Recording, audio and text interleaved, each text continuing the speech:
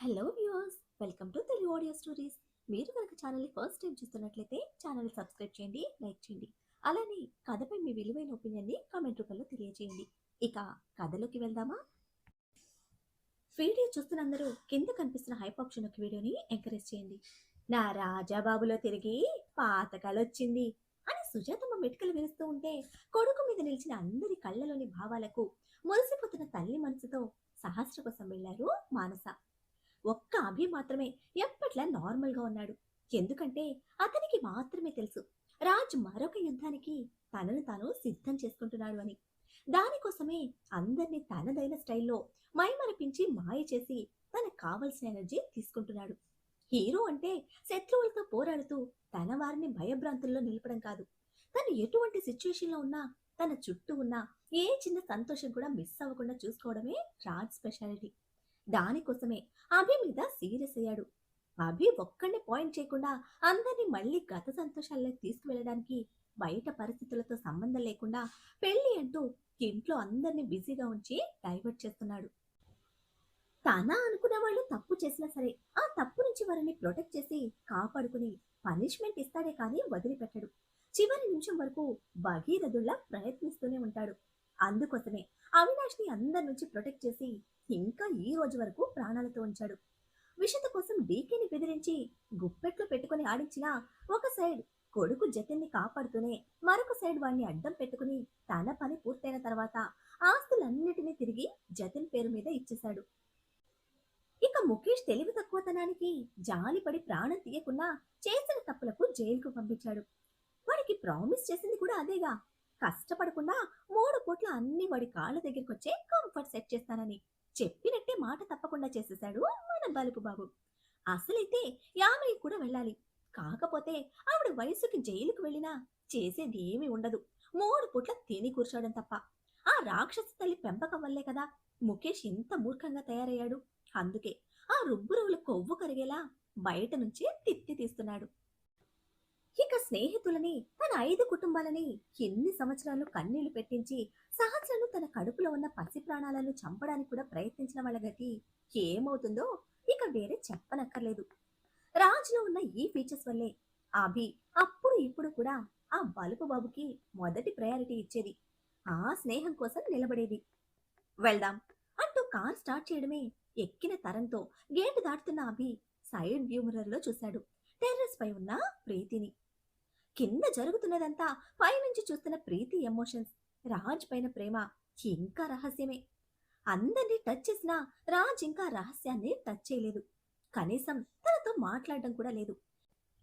దీపక్ గురించి చెప్పలేదన్న కోపమా, లేక ప్రీతి ఎక్స్పెక్టేషన్స్ కరెక్ట్ కాదు అని చెప్పేందుకు ప్రయత్నిస్తున్నాడా, ఎందుకు అని ప్రశ్నించుకుంటూనే రేర్ వ్యూ మిర్రర్ నుంచి ప్రీతి ఎమోషన్స్ అబ్జర్వ్ చేస్తూ ముందుకు వెళ్ళిపోయాడు అభినవ్.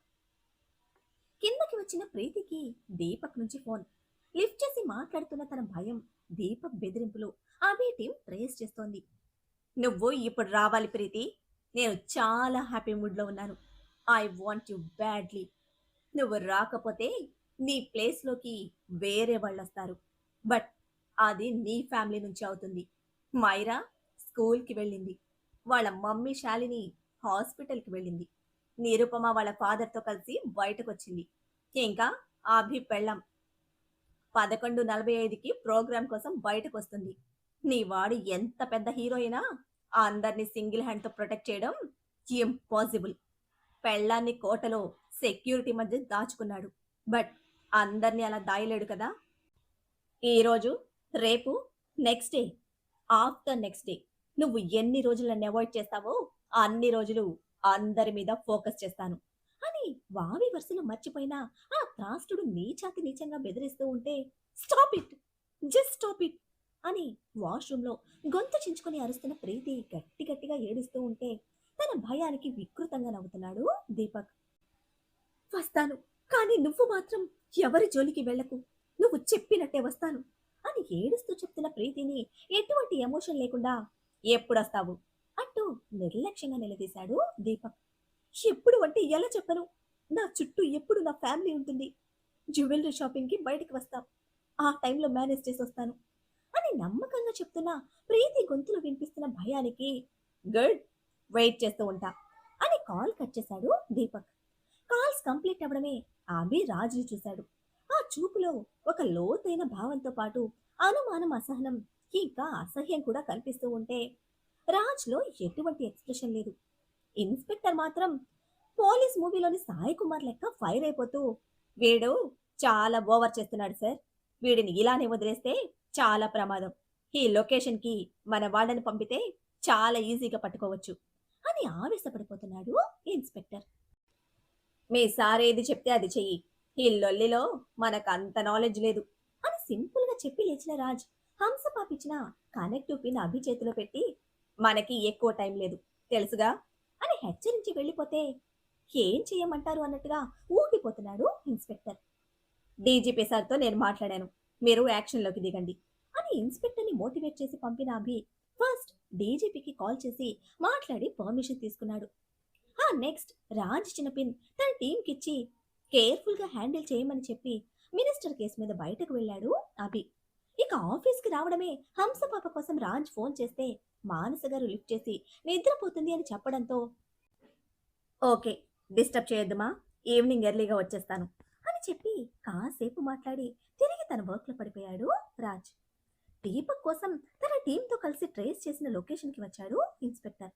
అది దీపక్ ఈ మధ్య కాలంలో కొన్న తన డూప్లెక్స్ హౌస్.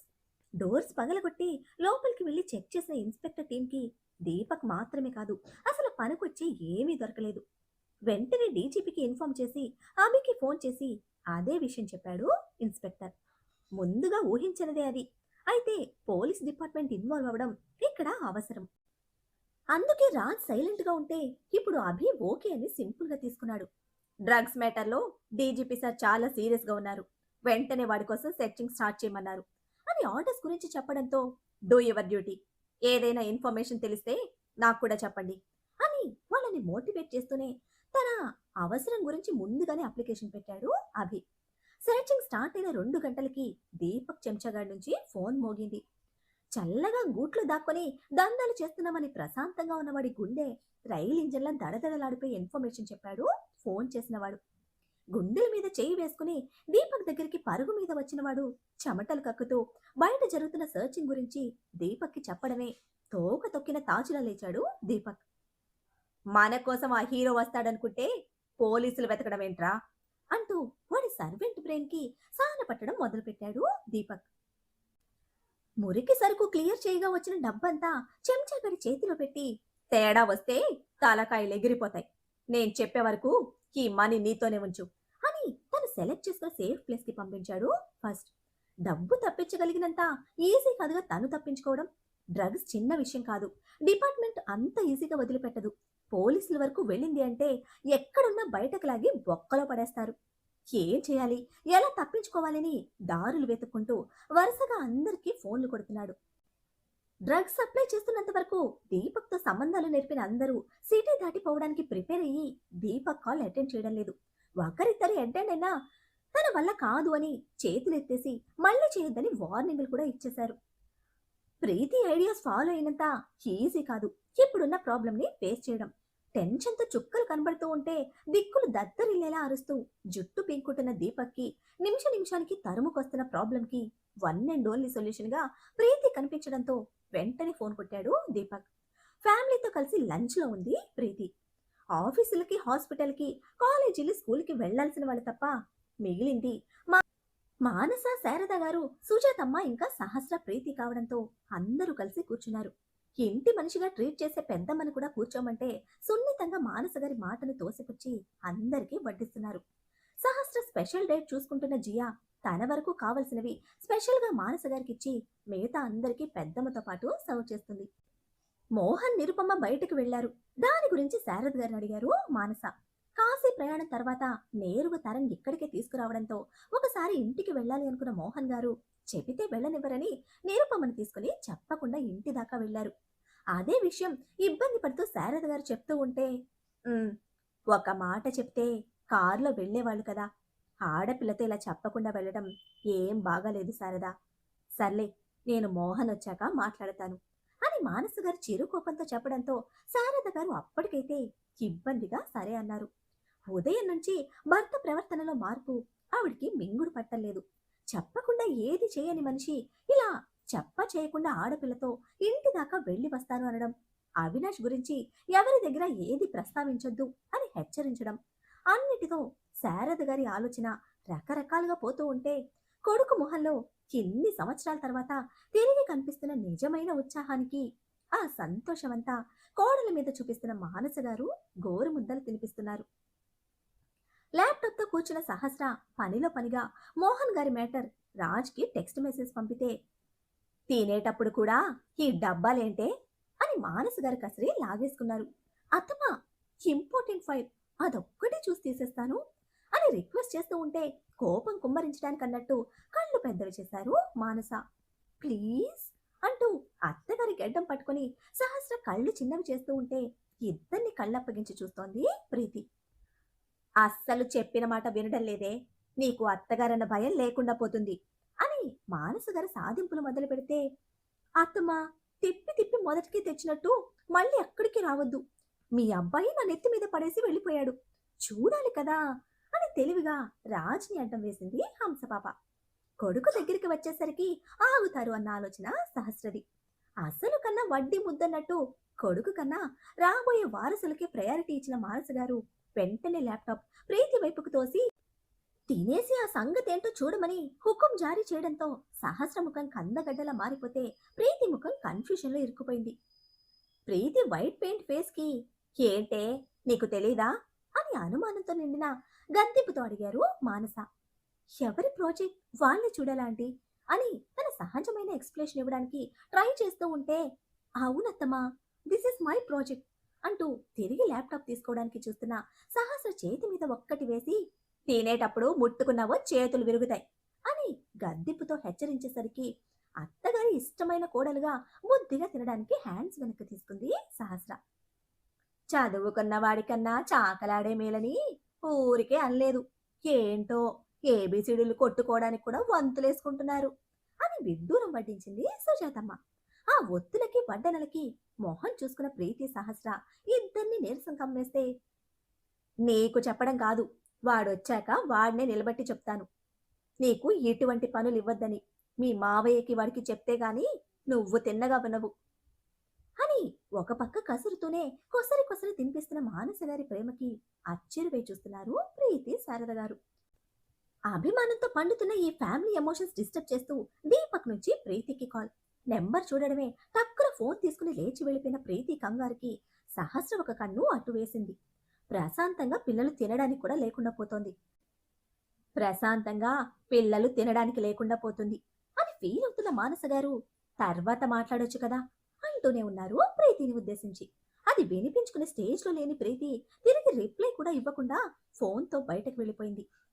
అంత ఇంపార్టెన్స్ ఇస్తున్న కాల్ ఇప్పుడు దీపక్ది తప్ప మరొకటి లేదు. కట్ చేయకుండా ఫ్యామిలీని కూడా ఇగ్నోర్ చేస్తూ మొదటి కాల్ని అటెండ్ అవుతున్న ప్రీతికి అది ఎక్స్పెక్ట్ చేసిన కాల్.